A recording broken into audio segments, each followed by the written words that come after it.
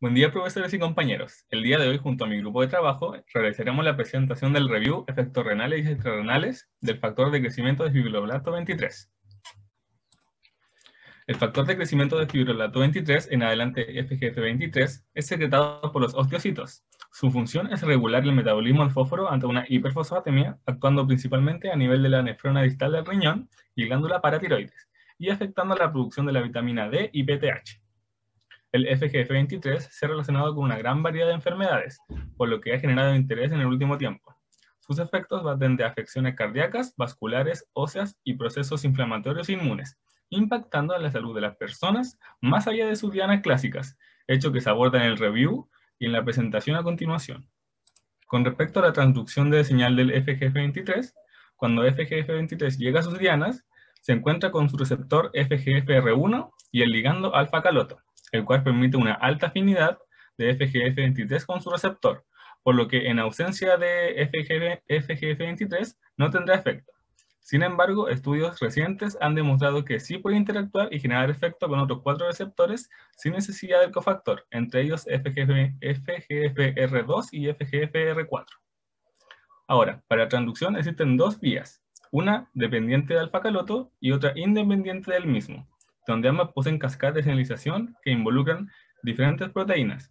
De ellas, las más importantes se observan en el esquema, pero que terminan igualmente en la transcripción diferencial de genes. Entre otro efecto que se encuentra de la FGF23 a nivel de riñón, controla la reabsorción del fosfato uniéndose a contraportadores de sodio fosfato. Pero peculiarmente, esta proteína se une a nivel del túbulo distal, y estos receptores se encuentran en el túbulo proximal, por ende se cree que existe una vía paracrina entre la célula distal y proximal para generar su función. Como hemos visto también en esta presentación, alfa-cloto es importante para el funcionamiento de esta proteína. Se expresa a nivel renal y de la glándula parótida. Se expresa muy poco a nivel del sistema nervioso central o cardiovascular. También que su función no es específica y el modo de señalización de esta se desconoce. Siguiente diapo, por favor. Este factor de crecimiento tiene diversas funciones fisiológicas, como se puede visualizar en este esquema, donde la más importante es de disminuir la hiperfosfatemia a través de diferentes dianas, como por ejemplo sería a nivel renal, donde actúa inhibiendo los contraportadores de fosfato, por lo tanto no se reabsorbe fosfato y se excreta más. También este factor disminuye los niveles de vitamina D, ya que inhibe parte de su formación enzimática, por ende esta baja de vitamina causa que exista una menor absorción gastrointestinal de fosfato. También actúa sobre la glándula paratiroides, donde esta es importante porque regula los niveles de calcio, fosfato y de la vitamina D por la secreción de la paratormona.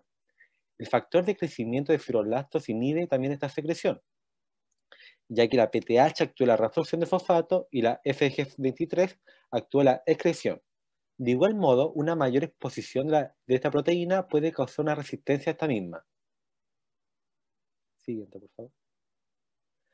Lamentablemente, esta proteína puede causar daño en tejidos que no son su blanco, por ejemplo, en pacientes con raquitismo que causan un debilitamiento de los huesos, como podemos ver en esta imagen, y en ese caso es por una hipofosfatemia ligada a X, por causa de una hipersecreción de esta proteína.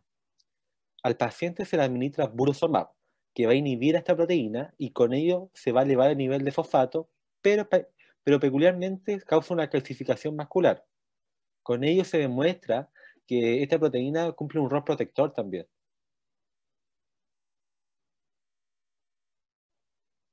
Debido entonces a este rol patológico que se le ha encontrado a esta proteína, es que se han hecho diversos estudios, los cuales nos llevan a dos posibles interpretaciones sobre ella. La primera es que efectivamente es una proteína que es inherentemente tóxica en varios tejidos. Se puede ver, de hecho, en el esquema adjunto en el PPT, que niveles altos de FGF son relacionados con mayores niveles de patologías o mayores niveles de mortalidad en realidad. La segunda interpretación que se da del FGF23 es que en realidad los resultados que se han obtenido sobre el rol patológico de ella han sido alterados por otros factores que no han sido controlados. Una de las cosas que apoya esta interpretación es el hecho de que no se sabe muy bien cuál es el mecanismo por el cual actúa al final el FGF23. Ahora, dentro de los efectos fuera de objetivo, fuera de diana de esta proteína, se encuentran los efectos cardíacos. Se han hecho varios estudios en realidad respecto a los efectos que tendría esta proteína, y uno de ellos lo que hizo fue inyectar directamente en el corazón, como se muestra en el esquema, una concentración de FGF23, lo que produjo una hipertrofia ventricular izquierda. Ahora, al ver esto, y para verificar si era efectivamente un efecto de esta proteína, se bloquearon los receptores del FGF23, lo que en efecto no generó esta hipertrofia ventricular izquierda. Por lo tanto, se vio esta relación entre la proteína y esta hipertrofia. Sin embargo, el hecho de que se bloqueasen los receptores generó al final un desorden homeostático total. Y es aquí donde se descubre que hay un receptor específico para los efectos nocivos del FGF23 en el corazón, que es el FGFR4. Ese es el receptor que media al final todos los efectos cardíacos tóxicos.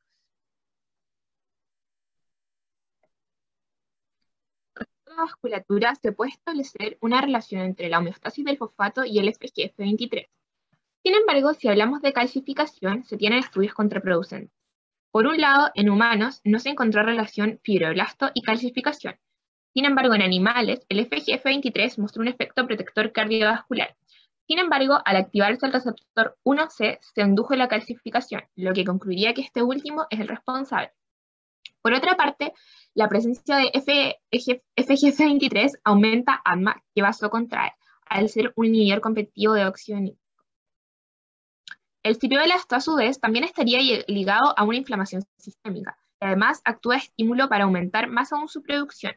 FGF23 induce la producción de citoquinas en hepatocitos, mediado por el cofactor alfa-cloto, de manera independiente al receptor 4 de FGF, generándose así un bucle de feedback entre la proteína y los factores inflamatorios.